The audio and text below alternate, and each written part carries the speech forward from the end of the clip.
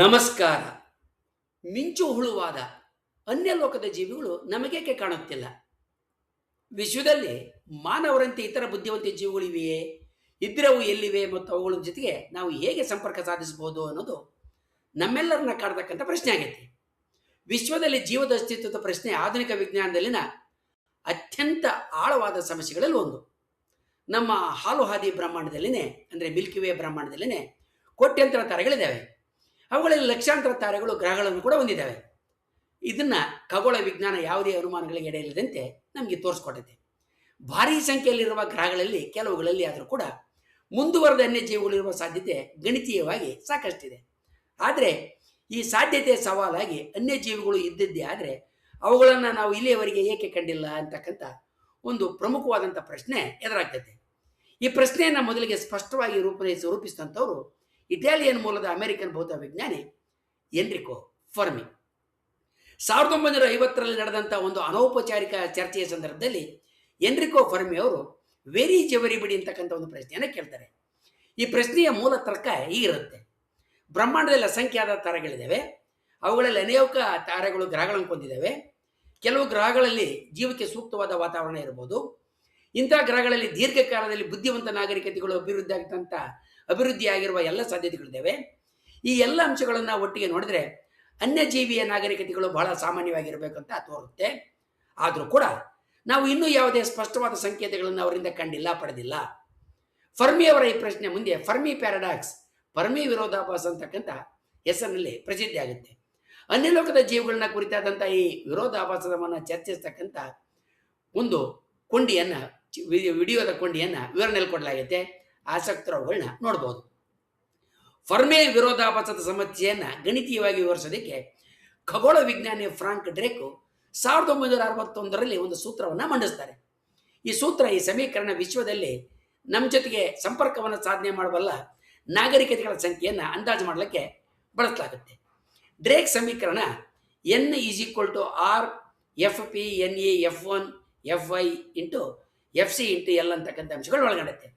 ಇಲ್ಲಿ n ಅಂತಕ್ಕಂಥದ್ದು ಹಾಲು ಹಾದಿ ಬ್ರಹ್ಮಾಂಡದಲ್ಲಿ ಅಂದರೆ ಮಿಲ್ಕಿ ವೇ ಬ್ರಹ್ಮಾಂಡದಲ್ಲಿ ಸಂವಹನ ಸಾಧ್ಯವಾಗುವ ಅಂದರೆ ನಮ್ಮ ಜೊತೆಗೆ ಸಂಪರ್ಕವನ್ನು ಸಾಧಿಸಬಲ್ಲ ನಾಗರಿಕತೆಗಳ ಸಂಖ್ಯೆ. ಅಂದರೆ ಈಗಿನ ಬೆಳಕಿನ ಶಂಕುನಲ್ಲಿರ್ತಕ್ಕಂಥ ನಾಗರಿಕತೆಗಳ ಸಂಖ್ಯೆ. ಆರ್ ಸ್ಟಾರ್ ಅಂತಕ್ಕಂಥದ್ದು ಹಾಲು ಹಾದಿ ಬ್ರಹ್ಮಾಂಡದಲ್ಲಿ ತಾರೆಗಳ ನಿರ್ಮಾಣದ ಸರಾಸರಿ ದರ. ಅಂದರೆ ತಾರೆಗಳು ಯಾವ ಪ್ರಮಾಣದಲ್ಲಿ ಹುಟ್ಟುತ್ತಾ ಇದ್ದಾವೆ ಅಂತಕ್ಕಂಥದ್ರ ಒಂದು ದರ. ಎಫ್ ಪಿ ಅಂತಕ್ಕಂಥದ್ದು ಗ್ರಹಗಳನ್ನು ಹೊಂದಿರುವ ತಾರೆಗಳ ಪ್ರಮಾಣ. ಎನ್ ಎಸ್ ಅಂತಕ್ಕಂಥದ್ದು ಗ್ರಹಗಳನ್ನು ಹೊಂದಿರುವ ಪ್ರತಿ ತಾರೆಗೆ ಜೀವವನ್ನು ಸಮರ್ಥವಾಗಿ ಬೆಂಬಲಿಸುವ ಗ್ರಹಗಳ ಸರಾಸರಿ ಸಂಖ್ಯೆ. ಎಫ್1 ಒಂದು ಹಂತದಲ್ಲಿ ವಾಸ್ತವಿಕವಾಗಿ ಜೀವನವನ್ನು ಬೆಂಬಲಿಸುವ ಗ್ರಹಗಳ ಒಂದು ಅಂಶ. ಎಫ್ ಐ ಅಂತಕ್ಕಂಥದ್ದು ಬುದ್ಧಿವಂತ ಜೀವಿಗಳನ್ನು ಅಂದರೆ ನಾಗರಿಕತೆಗಳನ್ನು ಹೊಂದಬಹುದಾದಂಥ ಮುಂದುವರೆದ ಜೀವಿಗಳು ಇರ್ತಕ್ಕಂಥ ಗ್ರಹಗಳ ಭಾಗ. ಎಫ್ ಟಿ ಅಂತಕ್ಕಂಥದ್ದು ಬಾಹ್ಯಾಕಾಶಕ್ಕೆ ತಮ್ಮ ಅಸ್ತಿತ್ವವನ್ನು ಪತ್ತೆ ಹಚ್ಚಬಹುದಾದಂಥ ಚಿಹ್ನೆಗಳನ್ನು ಬಿಡುಗಡೆ ಮಾಡ್ತಕ್ಕಂಥ ತಂತ್ರಜ್ಞಾನವನ್ನು ಅಭಿವೃದ್ಧಿಪಡಿಸುವ ಸಾಮರ್ಥ್ಯವಿರುವ ನಾಗರಿಕತೆಗಳ ಅಂದರೆ ಅನ್ಯಲೋಕ ಜೀವಿಗಳ ಭಾಗ. ಎಲ್ಲೋ ಅಂತ ನಾಗರಿಕತೆಗಳು ಪತ್ತೆ ಹಚ್ಚಬಹುದಾದಂಥ ಸಂಕೇತಗಳನ್ನು ಬಾಹ್ಯಾಕಾಶಕ್ಕೆ ಬಿಡುಗಡೆ ಮಾಡತಕ್ಕಂಥ ಒಂದು ಅವಧಿ. ಡ್ರೇಕ್ ಸಮೀಕರಣದ ಪ್ರಮುಖ ಅಂಶಗಳಲ್ಲಿ ಎಲ್ಲೂ ಕೂಡ ಒಂದು ಅನ್ನೋದನ್ನು ನಾವು ಗಮನಿಸ್ಬೋದು. ಅಂದರೆ ಅಂತಕ್ಕಂಥದ್ದು ಮುಂದುವರೆದ ಅನ್ಯಲೋಕದ ಜೀವಿಗಳು ಬೇರೆ ಜೀವಿಗಳು ಪತ್ತೆ ಹಚ್ಚಬಹುದಾದ ಸಂಕೇತಗಳನ್ನು ಬಿಡುಗಡೆ ಮಾಡುವ ದರ.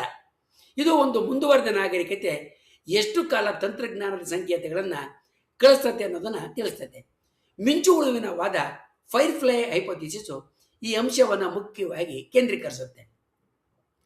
ಫೈರ್ಫ್ಲೈ ಹೈಪೋಥಿಸಿಸ್ ಮೂಲ ತತ್ವ ಬಹಳ ಸರಳವಾಗೈತೆ. ಮಿಂಚು ಹುಳು ಫೈರ್ಫ್ಲೈ ಒಂದು ಬೆಳಕು ಹೊಮ್ಮಿಸ್ತಕ್ಕಂಥ ಹುಳು ಕೀಟ. ಅದು ನಿರಂತರವಾಗಿ ಬೆಳಕನ್ನು ಹೊಂದಿಸೋದಿಲ್ಲ. ಕೆಲ ಕ್ಷಣ ಮಾತ್ರ ಅದು ಮಿಂಚಿನ ಬೆಳಕನ್ನು ಒಳಗಿಸುತ್ತೆ ಮತ್ತು ನಂತರ ಕತ್ತಲಲ್ಲಿ ಎಳ್ಕೊಳ್ಳುತ್ತೆ. ಈ ಹುಳುವಿನ ಉಪಮಾನವನ್ನು ಬಳಸಿ ಹೋಲಿಕೆಯನ್ನು ಬಳಸಿ ವಿಜ್ಞಾನಿಗಳು ಹೇಳುವ ತತ್ವವೇ ಫೈರ್ಫ್ಲೈ ಹೈಪೋಥಿಸಿಸ್. ಈ ವಾದದ ಪ್ರಕಾರ ಬ್ರಹ್ಮಾಂಡದಲ್ಲಿ ಅನೇಕ ತಂತ್ರಜ್ಞಾನದಲ್ಲಿ ಮುಂದುವರೆದ ನಾಗರಿಕತೆಗಳು ಅನ್ಯಜೀವಿಗಳು ಇರಬಹುದಾದರೂ ಕೂಡ ಆದರೆ ಅವುಗಳ ಗೋಚರದ ಅವಧಿ, ಕಾಣಿಸ್ತಕ್ಕಂಥ ಅವಧಿ ಬಹಳ ಕಡಿಮೆ.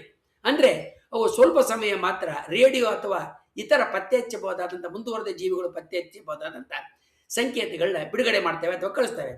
ಈ ಅವಧಿ ಮುಗಿದ ನಂತರ ನಾಗರಿಕತೆಗಳು ಅಂದರೆ ಅನ್ಯ ಲೋಕದ ಜೀವಿಗಳ ಮುಂದುವರೆದ ನಾಗರಿಕತೆಗಳು ನಾಶ ಆಗ್ಬೋದು. ತಂತ್ರಜ್ಞಾನದ ಬಳಕೆಯನ್ನು ನಾವು ಬದಲಾಯಿಸಬಹುದು ಅಥವಾ ಸಂವಹನದ ವಿಧಾನಗಳು ನಮಗೆ ಪತ್ತೆಯಾಗದ ರೀತಿಗೆ ಮುಂದುವರಿಬಹುದು. ಹೀಗಾಗಿ ಬ್ರಹ್ಮಾಂಡದಲ್ಲಿ ನಾಗರಿಕತೆಗಳಿರುವ ಸಾಧ್ಯತೆ ಇದ್ದರೂ ಕೂಡ ಅವುಗಳನ್ನು ಪತ್ತೆ ಹಚ್ಚೋದು ಅತಿ ಕಷ್ಟವಾಗುತ್ತೆ ಅಂತ ಈ ವಾದ ತಿಳಿಸುತ್ತೆ. ಫೈರ್ಫ್ಲೈ ಹೈಪೋಥಿಸಿಸ್ ನಾಗರಿಕತೆಗಳ ಅಲ್ಪ ಆಯುಷ್ಯವನ್ನು ಹಲವು ಕಾರಣಗಳಿಂದ ವಿವರಿಸುತ್ತೆ. ಅದರಲ್ಲಿ ಮೊದಲನೆಯದು ತಂತ್ರಜ್ಞಾನಿಕವಾದಂಥ ನಾಗರಿಕತೆಗಳ ಸ್ವಯಂ ನಾಶ. ಅತ್ಯುನ್ನತ ತಂತ್ರಜ್ಞಾನ ಹೊಂದಿದಂಥ ಸಮಾಜಗಳು, ನಾಗರಿಕತೆಗಳು, ಅನ್ಯ ಲೋಕದ ಜೀವಿಗಳ ಸಮಾಜಗಳು ಅಣುಯುದ್ಧ ಅಥವಾ ಪರಿಸರ ನಾಶದಿಂದ ನಾಶ ಆಗುವ ಸಾಧ್ಯತೆಯನ್ನು ಇದು ಪರಿಗಣಿಸುತ್ತೆ. ಎರಡನೆಯದು ಪರಿಸರದ ಕುಸಿತ. ಗ್ರಹದ ಸಂಪನ್ಮೂಲಗಳ ಅತಿಯಾದ ಬಳಕೆ ನಾಗರಿಕತೆಯ ಕುಸಿತಕ್ಕೆ ಕಾರಣ ಆಗಬಹುದು. ಮೂರನೆಯದು ತಂತ್ರಜ್ಞಾನದ ಪರಿವರ್ತನೆ.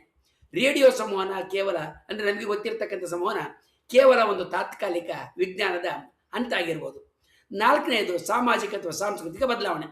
ನಾಗರಿಕತೆಗಳು ಹೊರಗಿನ ಸಂಪರ್ಕವನ್ನು ತಪ್ಪಿಸ್ತಕ್ಕಂಥ ನಿರ್ಧಾರವನ್ನು ತೆಗೆದುಕೊಂಡು ಯಾವುದೇ ತಮ್ಮನ್ನು ಗುರುತಿಸ್ತಕ್ಕಂಥ ಸಂಕೇತಗಳನ್ನ ಬಿಡುಗಡೆ ಮಾಡದೇ ಇರಬಹುದು. ಫೈರ್ಫ್ಲೈ ಹೈಪೋಥಿಸಿಸು ಅಂದರೆ ಮಿಂಚು ಹುಳುವಾದ ವಿಜ್ಞಾನಿಗಳಲ್ಲಿ ಬಹಳ ಚರ್ಚೆಗೆ ಕಾರಣ ಆಗಿದೆ. ಈ ವಾದದ ಪ್ರಬಲ ಅಂಶಗಳೇನಂತ ಹೇಳಿದ್ರೆ ಇದು ಗಣಿತೀಯವಾಗಿ ಸರಿಯಾಗಿದೆ. ನಾಗರಿಕತೆಗಳ ಕಾಲಮಾನ ಸಮಸ್ಯೆಯನ್ನು ಇದು ವಿವರಿಸುತ್ತೆ.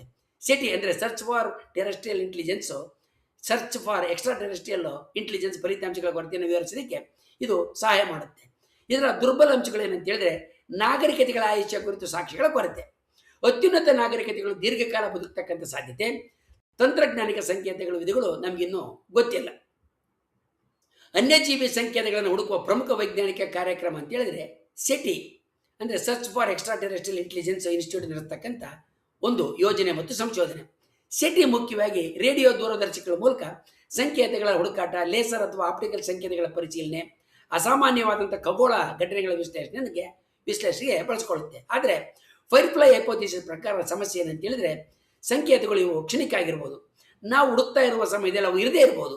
ಹೀಗಾಗಿ SETI ಅಂದರೆ search for extraterrestrial intelligence ಹುಡುಕಾಟ ಅತಿ ದೊಡ್ಡ ಕಾಲಮಾನ ಮತ್ತು ಪ್ರದೇಶವನ್ನು ಒಳಗೊಂಡಿರಬೇಕು. ಫೈರ್ಫ್ಲೈ ಹೈಪೋಥಿಸಿಸ್ ಪರಿಶೀಲಿಸೋದಕ್ಕೆ ಕೆಲವು ಹೊಸ ಸಂಶೋಧನಾ ಮಾರ್ಗಗಳು ಈಗ ಹೊಸದಾಗಿ ಉದಯಿಸ್ತಾ ಇದ್ದಾವೆ. ದೀರ್ಘಕಾಲದ ಸಂಕೇತದ ಮೇಲ್ವಿಚಾರಣೆ, ಖಗೋಳ ತಂತ್ರಜ್ಞಾನಗಳ ಗುರುತುಗಳ ಹುಡುಕಾಟ, ಬಹುತರಂಕದ ಅಂದರೆ ಮಲ್ಟಿವೇವ್ಲೆಂತ್ ಸಂಶೋಧನೆ. ಈ ಕ್ಷೇತ್ರದಲ್ಲಿ ಹೊಸ ದೂರದರ್ಶಕ ಯೋಜನೆಗಳು ಮತ್ತು ಗಣಕದ ಮಾದರಿಗಳು, ಗಣಕದ ನೆರವುಗಳು ಮುಂದೆ ಮಹತ್ವದ ಪಾತ್ರವನ್ನು ವಹಿಸಬಹುದು. ಫೈರ್ಫ್ಲೈ ಹೈಪೋಥಿಸಿಸ್ ವಿಶ್ವದಲ್ಲಿ ಅನ್ಯಜೀವಿಗಳ ಅಸ್ತಿತ್ವದ ಪ್ರಶ್ನೆಗೆ ಒಂದು ಗಟ್ಟಿಯಾದಂಥ ವಿವರಣೆಯನ್ನು ನೀಡ್ತದೆ. ಈ ಕಲ್ಪನೆಯ ಪ್ರಕಾರ ತಂತ್ರಜ್ಞಾನದ ನಾಗರಿಕತೆಗಳು ಬ್ರಹ್ಮಾಂಡದಲ್ಲಿ ಸಾಮಾನ್ಯವಾಗಿರ್ಬೋದು, ಆದರೆ ಅವುಗಳ ಗೋಚರ ಅವಧಿ ಅತಿ ಸೀಮಿತ ಆಗಿರ್ಬೋದು. ಅದರ ಪರಿಣಾಮವಾಗಿ ಅನೇಕ ಮುಂದುವರೆದ ಅನ್ಯಜೀವಿಗಳ ನಾಗರಿಕತೆಗಳಿದ್ದರೂ ಕೂಡ ಅವುಗಳನ್ನು ಒಂದೇ ಸಮಯದಲ್ಲಿ ಪತ್ತೆ ಹಚ್ಚೋದು ಅತಿ ಕಷ್ಟ. ಈ ದೃಷ್ಟಿಕೋನ ಫರ್ಮಿ ಅಸಂಗತತೆಯ ಸಮಸ್ಯೆಯನ್ನು ಸಂಪೂರ್ಣವಾಗಿ ಪರಿಹರಿಸದೇ ಇದ್ದರೂ ಕೂಡ ಅದು ಬ್ರಹ್ಮಾಂಡದಲ್ಲಿ ಜೀವದ ಹುಡುಕಾಟದ ಸಂಕೀರ್ಣತೆಯನ್ನು ಸ್ಪಷ್ಟವಾಗಿ ತೋರಿಸುತ್ತೆ. ಭವಿಷ್ಯದ ಖಗೋಳ ವಿಜ್ಞಾನದ ಸಂಶೋಧನೆಗಳು ಮತ್ತು ದೀರ್ಘಕಾಲದ ಸಂಕೇತದ ಪರಿಶೀಲನೆಗಳು ಈ ಕಲ್ಪನೆಯ ಸತ್ಯಾಸತ್ಯತೆ ಕುರಿತು ಹೆಚ್ಚಿನ ಬೆಳಕನ್ನು ಚೆಲ್ತಕ್ಕಂಥ ಎಲ್ಲ ಸಾಧ್ಯತೆ ಇದೆ. ಫರ್ಮಿ ವಿರೋಧಾಭಾಸಕ್ಕೆ ಅನ್ಯ ಲೋಕದ ಜೀವಿಗಳು ನಮಗೆ ಏಕೆ ಕಾಣ್ತಾ ಇಲ್ಲ ಅನ್ನೋದಕ್ಕೆ ಹಲವು ಇತರ ಉದಾಹರಣೆಗಳು ಮತ್ತು ವಿವರಣೆಗಳಿದ್ದಾವೆ. ಅವುಗಳಲ್ಲಿ ಗ್ರೇಟ್ ಫಿಲ್ಟರ್ ಹೈಪೋಥಿಸಿಸು, ಜೂ ಹೈಪೋಥಿಸಿಸು ಮತ್ತು ರಿಯರ್ ಅರ್ತ್ ಹೈಪೋಥಿಸಿಸ್ ಅಂತಕ್ಕಂಥವು ಬಹಳ ಮುಖ್ಯವಾದವು. ಇವುಗಳಲ್ಲಿ ಜೂ ಹೈಪೋಥಿಸಿಸ್ ಕುರಿತಾದಂಥ ವಿಡಿಯೋ ಕೊಂಡಿ ವಿವರಣೆಯಿದೆ. ಆಸಕ್ತರು ಅದನ್ನು ನೋಡಬಹುದು. ಮುಂದಿನ ವಿಡಿಯೋದಲ್ಲಿ ನಾವು ಗ್ರೇಟ್ ಫಿಲ್ಟರ್ ಹೈಪೋಥಿಸಿಸ್ ಮತ್ತು ರಿಯರ್ ಅರ್ತ್ ಹೈಪೋಥಿಸಿಸ್ಗಳ ಬಗ್ಗೆ ಕೂಡ ತಿಳ್ಕೊಳ್ಳೋಣ. ವಂದನೆಗಳೊಂದಿಗೆ.